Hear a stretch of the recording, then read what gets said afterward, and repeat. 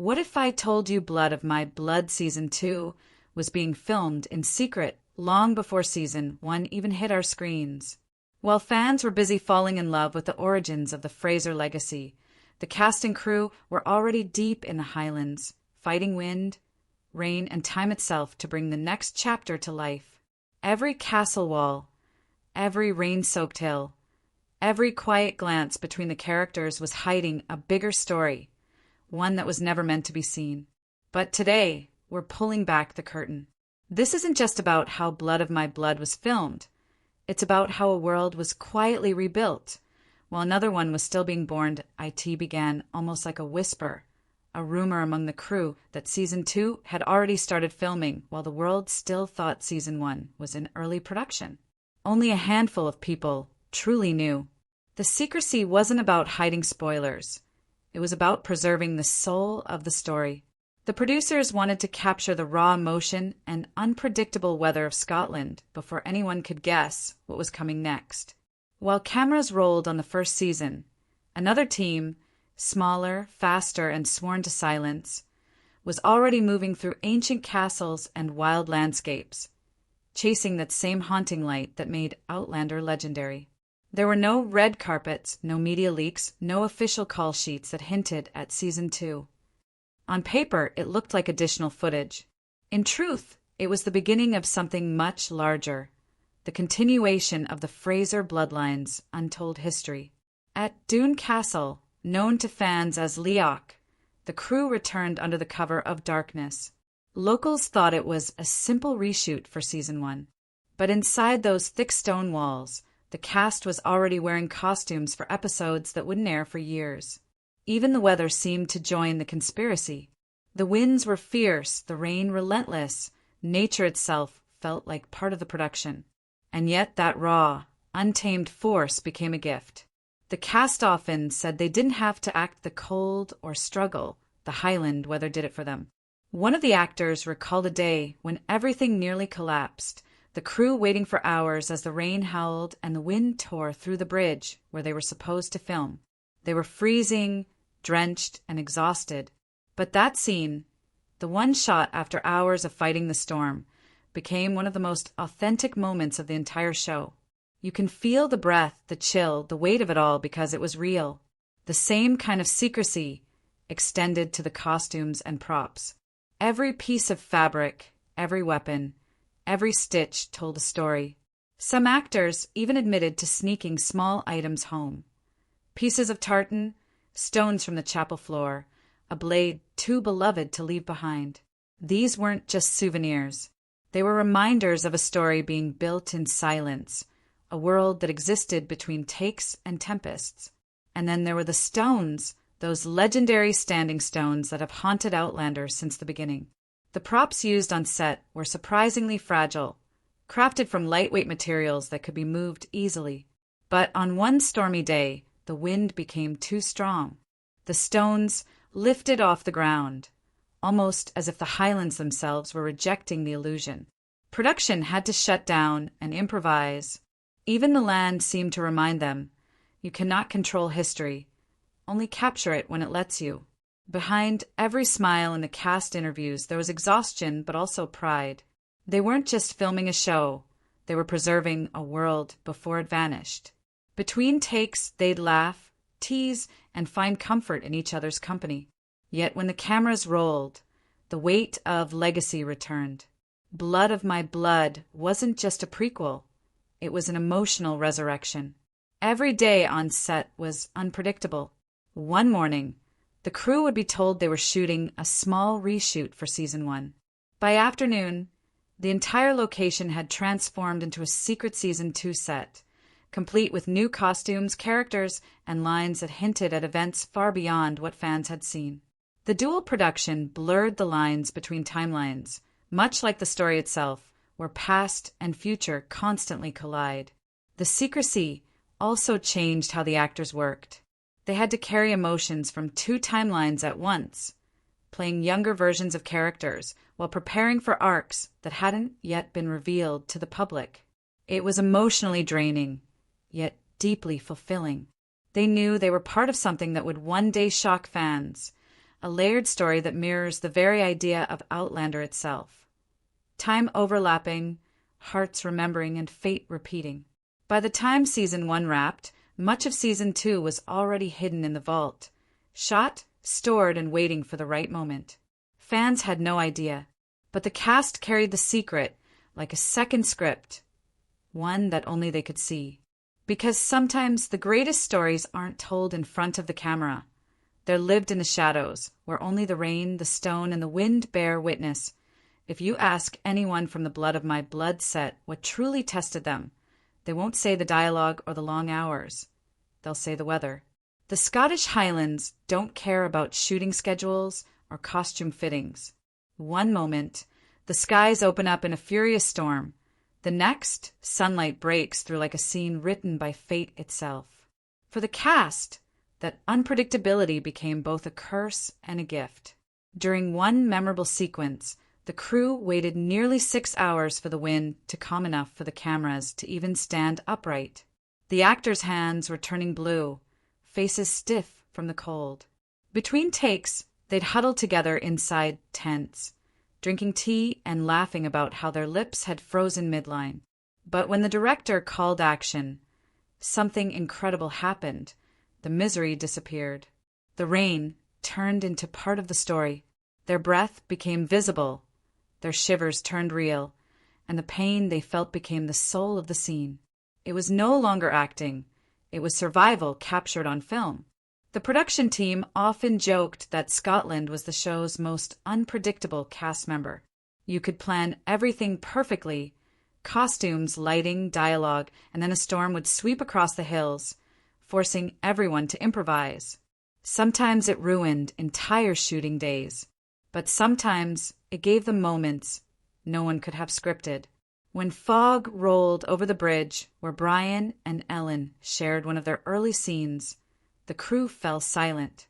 The mist made it look like they were standing between worlds, past and future blending in real time. It was hauntingly perfect. Even the costumes became a test of endurance. The heavy wools and corsets might have looked beautiful on screen, but under layers of freezing rain, they became traps for cold. Some days, the actors couldn't even unbutton their coats because their fingers were numb. Yet they kept going.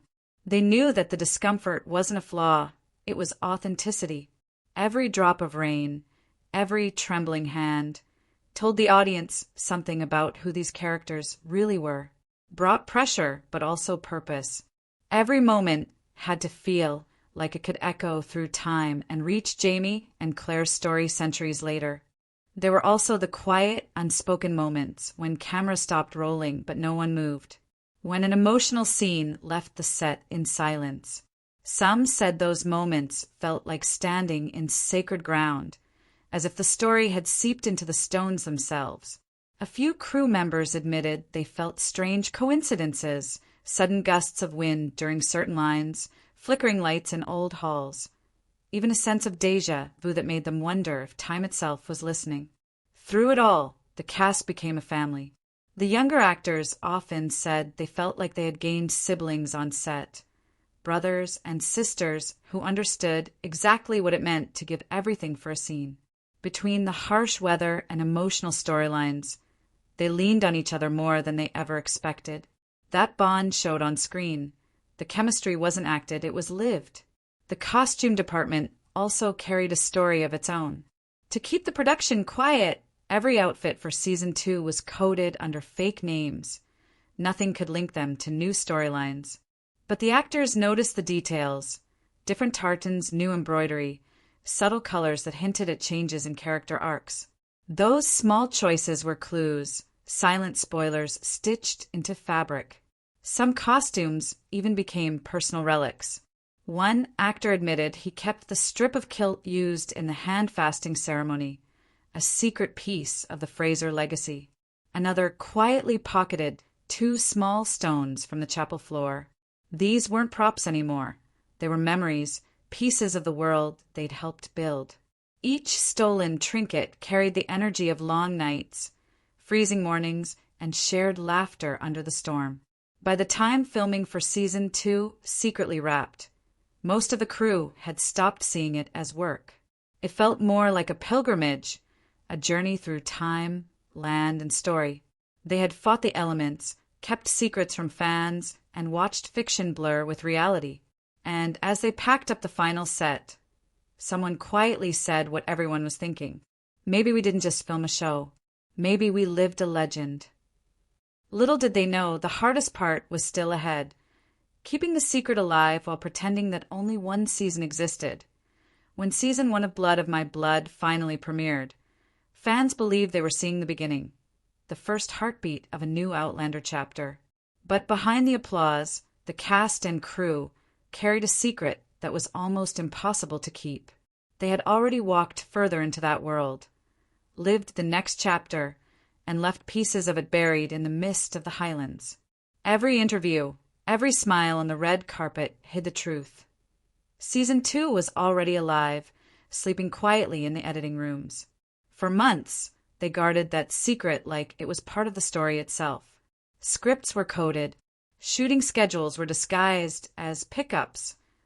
Even the post-production teams worked under fake episode names to keep curious eyes away. It was a level of secrecy not just about avoiding leaks, but about protecting the emotion of discovery. The creators wanted fans to experience that same feeling of surprise the actors had when they first saw what they'd been filming in isolation. But secrecy comes with a cost. The cast described a strange kind of double life, doing interviews about Season 1 while carrying the weight of Season 2 in their hearts. Some said it felt like living two timelines at once, just like the characters themselves. They'd talk about storylines that had already ended on screen, while remembering scenes still hidden, waiting to be revealed. It blurred reality in ways that no script could have planned. During this time, the actors grew fiercely protective of their characters. They had lived through these people in silence, under the storms, through mud and frostbite, through nights when laughter was the only thing that kept them sane. Now they had to pretend it was all still to come. But in their eyes you could sometimes catch it, the quiet pride, the hidden knowing. They had seen the next chapter, and it was worth every secret they kept. As post-production began, the editors described the footage as haunting. The light, the weather, the emotion, everything felt alive, unpolished, real. It was as if the land itself had acted in the story. You could hear the wind sigh through castle walls, see raindrops glitter on faces that weren't pretending to be cold. The Highlands had become a silent character, wild, ancient, and full of memory. When Blood of My Blood Season 1 aired, the audience praised its authenticity. They talked about how it felt real, almost painfully so. What they didn't know was that half of that realism came from Season 2's secret production. The locations reused, the costumes repurposed, the atmosphere carried forward from shoots that happened long before anyone knew the show's name. The actors, too, found themselves changed. Many of them spoke later about how the experience rewired the way they saw storytelling. It wasn't just about memorizing lines or hitting marks anymore. It was about surrendering to nature, to history, to the unpredictability of emotion. Some even described it as spiritual. The weather teaches you how to act, one said. You can't fake what you're feeling when the cold cuts through you. You either live it or you don't. As production wrapped, one final shot was filmed, a quiet moment that no one outside the core team has ever seen. It wasn't written in the script. No dialogue, just a simple image of the Highlands at dusk, empty, golden, silent. The camera lingered as the wind moved through the grass. It was the show's way of saying goodbye to the secret that had defined it, a symbol of everything left unsaid. That unseen footage became a legend among the crew. They called it the heartbeat of the Highlands. A reminder that stories aren't always meant to be rushed or revealed too soon. Some need to grow in silence, to be nurtured in the dark before they're ready to face the light. And that's exactly what Blood of My Blood became. A story built between shadows, born in storms, and guarded by those who loved it enough to keep it hidden.